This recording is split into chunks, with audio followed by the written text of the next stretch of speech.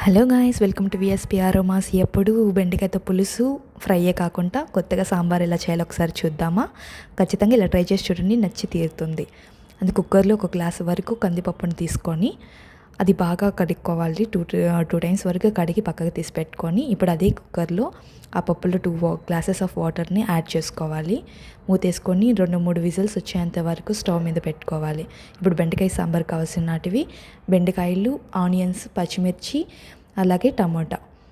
ఇప్పుడు పెనం పెట్టుకుందాము. పెనం పెట్టుకొని బాండి హీట్ అయ్యాక కొద్దిగా ఆయిల్ని యాడ్ చేసుకోవాలి. ఆయిల్ హీట్ అయ్యాక మనకు ముందుగానే బెండకాయలు కట్ చేసి పెట్టుకున్నాం కదా, వాటిని యాడ్ చేసుకొని బాగా మిక్స్ చేసుకోవాలి.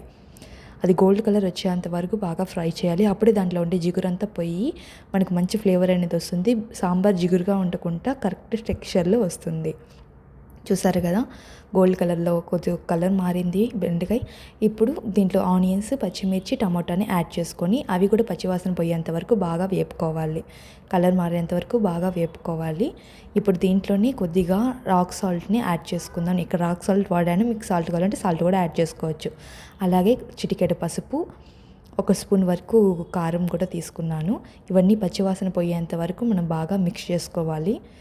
పచ్చివాసన పోతే మనకు ఫ్లేవర్ బాగా వస్తుందండి, అందువల్ల బాగా మిక్స్ చేసుకోవాలి. ఇప్పుడు 1 గ్లాస్ వరకు వాటర్ తీసుకుంటున్నాను బెండకాయ ఉడికేంత వరకు. చూసారు కదా, తెలుతుంది. ఇప్పుడు ఈ టైంలో ముందుగా కలిపి పెట్టుకున్న చింతపండుని యాడ్ చేసుకున్నాను. ఇప్పుడు ఉడకబెట్టిన పప్పుని బాగా స్మాష్ చేసుకొని ఇప్పుడు బెండకాయ ఉడికిందా లేదా చూసుకోవాలి. ఆ ఉడికిన బెండకాయని తీసుకొచ్చి ఈ పప్పులో మిక్స్ చేస్తున్నాను. చూసారు కదా, ఆల్మోస్ట్ సాంబార్ రెడీ అయిపోయింది. ఇంక ఫైనల్ టచ్ ఏందో తెలుసా? పోపు పెట్టడం. ఇప్పుడు బాండిల్లో ఆయిల్ వేసుకొని కొద్దిగా ఆవాలు, జీలకర్ర,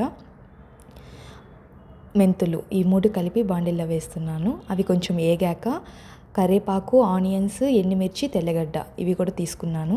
ఇవన్నీ బాగా ఏగేంత వరకు రోస్ట్ చేయాలి. ఆనియన్స్ గోల్డ్ కలర్ వచ్చేంత వరకు రోస్ట్ చేయాలి. అప్పుడే మంచి ఫ్లేవర్ అనేది మనకు వస్తుంది.